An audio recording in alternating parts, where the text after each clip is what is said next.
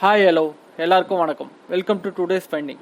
இன்னைக்கு நாம பல அரிய வகையான மருத்துவ குணங்கள் கொண்ட எருக்கஞ்செடியின் மருத்துவ பயன்கள் பற்றி தான் நாம் இந்த வீடியோவில் பார்க்க போகிறோம்.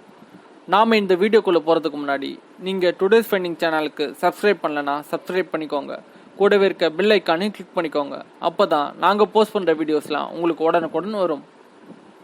எருக்கஞ்செடின்னு சொன்னாலே அந்த காலத்தில் வீட்டில் வளர்த்தா அபசகணும்னு சொல்லுவாங்க. ஏன் அப்படி சொன்னாங்கன்னு பார்த்தீங்கன்னா, பழைய பில்டிங்லேயும் ஒதுக்குப்புறமான இடங்கள்லையும் தான் இந்த எருக்கஞ்செடியான வளர்ச்சி அதிகமாக இருக்குமாம். அதனால தான் நம்ம வாழும் வீட்டில் எருக்கஞ்செடி வச்சா அபசகணும்னு சொல்லுவாங்க. ஆனால் இன்னைக்கும் நிறைய டெம்பிளில் எருக்கம் பூவை கடவுளுக்கு பூஜை பண்ண பயன்படுத்திட்டு வராங்க. உதாரணத்துக்கு விநாயகர் சதுர்த்தி அன்னைக்கு எருக்கம் பூவை மாலையாக விநாயகருக்கு அணிவிக்கிற பழக்கமும் இருக்குது. அதே மாதிரி வெள்ளை எருக்கம் பூவை சிவனுக்கு அர்ச்சனை செய்கிற பழக்கமும் இருக்குது. இப்படி பல வகையான காரணம் கொண்ட எருக்கம் பூவுக்கு சித்த மருத்துவ பயன்களும் இருக்குன்னு சொல்றாங்க. எருக்கம் பூவுக்குள்ள பயன்பாடுகளை பற்றியும் அதில் உள்ள மருத்துவ குணங்களை பற்றியும் தான் நாம் இந்த வீடியோவில் ஃபுல்லாக பார்க்க போகிறோம். ஸோ இந்த வீடியோவை கடைசி வரைக்கும் ஸ்கிப் பண்ணாமல் பாருங்கள். அப்போ தான் உங்களுக்கு எருக்கம் பூவோட மருத்துவ குணங்கள்லாம் தெரிய வரும்.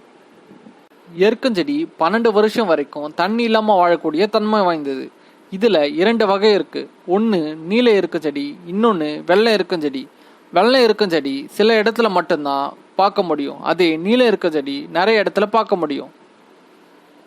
எருக்கஞ்செடியில் இருக்கிற முத்தி போன காய் வெடிச்சு அதில் இருக்கிற பஞ்சு பூமியில் மண்ணுக்குள்ளே புதஞ்சிடும். அதுல இருந்து இன்னொரு எருக்கஞ்செடி முளைச்சி வரும். இந்த மாதிரி யாருடைய உதவியுமே இல்லாமல் தன்னோட இனத்தை தானே வளர்த்து கொள்ளும் ஆற்றல் படைச்சது இந்த எருக்கஞ்செடி. ஆதி காலத்திலேயே இந்த எருக்கஞ்செடியை பயன்படுத்தி இருக்காங்க. எருக்க நாரை கயிறு மாதிரி யூஸ் பண்ணியிருக்காங்க. இது ரொம்பவே உறுதியாக இருக்கும்னு மீன் வலை, வில்லோட நான் இந்த மாதிரி நிறைய பயன்படுத்தியிருக்காங்க.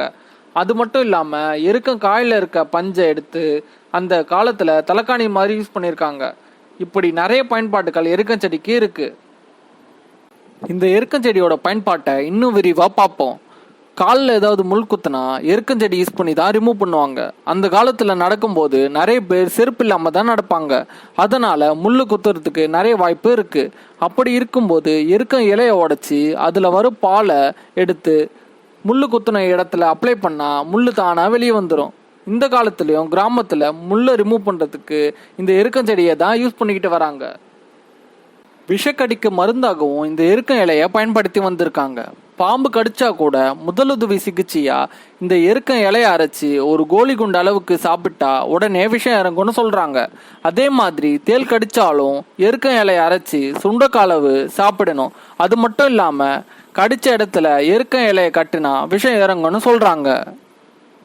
வெள்ளை எருக்கம் பூவை ஆஸ்துமா குணப்படுத்துறதுக்கு பயன்படுத்தலாம்.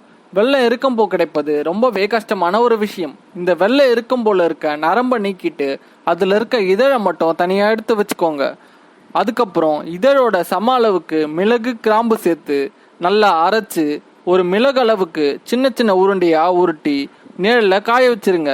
மூச்சரிப்பு அதிகமாகும் போது அந்த உருண்டையை ஒன்றை வாயில் போட்டுட்டு தண்ணி குடிச்சா உடனே மூச்சரிப்பு தனியும்னு சொல்கிறாங்க. தொற்று நோய் குணப்படுத்த எருக்கம்பூ ரொம்பவே பயன்படுது. எருக்கம்பூவை காய வச்சு பொடியாக நறுக்கி அந்த பொடியில் 200 கிராம் எடுத்து கொஞ்சம் நாட்டு சர்க்கரை சேர்த்து 2 வேளை சாப்பிட்டு வந்தா தொற்று நோய் உடனடியாக குணமடையும். ஆறாத காயத்துக்கு மருந்தாக இந்த எருக்கச்செடியை பயன்படுத்தலாம். எருக்கஞ்செடியோட வேரை நெருப்புல சுட்டு கறி மாதிரி மாத்திட்டு அது கூட விளக்கெண்ணெயை சேர்த்து ஆறாத காயத்துக்கு அப்ளை பண்ணிட்டு வந்த ஆறாத காயமும் ஆறும்னு சொல்றாங்க. அது மட்டும் இல்லாம பொடுகு, படை, மூட்டு வலி மற்றும் மூல நோய்க்கு இது சிறந்த மருந்தாக அமையும்னு சொல்றாங்க. நெஞ்சு சளி நீங்க எருக்கம்பூ ரொம்பவே பயன்படுது.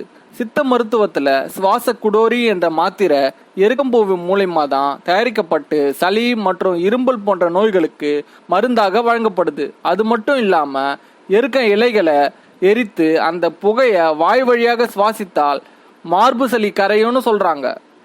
குதிக்கால் வெடிப்புக்கு எருக்க இலை ரொம்பவே பயன்படுது. சூடான செங்கலில் பழுத்த எருக்க இலையை வச்சு அதுக்கு மேல குதிக்காலை வைக்கணும். இந்த மாதிரி 1 வாரம் செய்து வந்தா குதிக்கால் வெடிப்பு, குதிக்கால் வலி 2 சரியாகும்னு சொல்றாங்க. நம்மோட உடல் கட்டிகளை கரைய வைக்க எருக்க இலைய நெருப்புல வாட்டி நம்மோட உடல் சூட்டை தாங்குற அளவுக்கு கட்டிகள் மீது வச்சு கட்டினால் கட்டிகள் பழுத்து உடைஞ்சிடும்னு சொல்றாங்க. வயிறு சுத்தப்படுத்த எருக்க இலை ரொம்பவே பயன்படுது.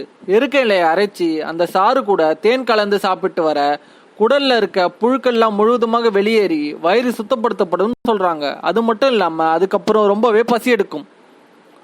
காதில் சீழ்வடிவதை போக்க எருக்க இலை ரொம்பவே பயன்படுது. எருக்க இலையை அரைச்சி அது கூட பூண்டுச்சாறு 30 ml, லவங்கப்பட்டுச்சாறு 30 ml, வசம்புச்சாறு 30 ml, இது கூட நல்லெண்ணெய் கொஞ்சம் ஊற்றி எல்லாத்தையும் சூடு பண்ணி காதில் 2 சொட்டு விட்டா சீழ்வடிவது நிற்கும்னு சொல்றாங்க. அது மட்டும் இல்லாம சொத்தப்பல் இருந்தா இல்ல ஈறுகள்ல ஏதாவது புண்ணு இருந்தா கூட எருக்கஞ்செடி இலையை அரைச்சி அதுக்கு மேல பூசி வந்தா நல்ல பலன் கிடைக்கும். காக்கை வலிப்பை குணப்படுத்த எருக்க இலை ரொம்பவே பயன்படுது. எருக்க இலையை காய வச்சு அரைச்சி அந்த பொடியை 30 கிராம் எடுத்துக்கிட்டு அது கூட மிளகுத்தூள் 30 கிராம், உந்தாமணி இலைத்தூள் 30 கிராம், இந்த மூணையும் ஒன்னா சேர்த்து மூக்கு பொடி போல மாத்தி மூக்குல உறிஞ்சா காக்கா வலிப்பு வரவே வராதுன்னு சொல்றாங்க. இப்படிப்பட்ட பல அரிய வகையான மருத்துவ குணங்கள் கொண்ட எருக்கஞ்செடிகளை நாம இந்த விஞ்ஞான காலத்துல மறந்துதான் போயிட்டோம். இந்த வீடியோ உங்களுக்கு பிடிச்சிருந்தா இந்த வீடியோக்கு ஒரு லைக் கொடுங்க. மேலும் ஆரோக்கியம் சார்ந்த விஷயங்களை தெரிஞ்சுக்க டுடேஸ் ஃபைண்டிங் சேனலுக்கு சப்ஸ்கிரைப் பண்ணுங்க. இந்த வீடியோ பத்தின கமெண்ட் செக்ஷன்ல போஸ்ட் பண்ணுங்க. Thanks for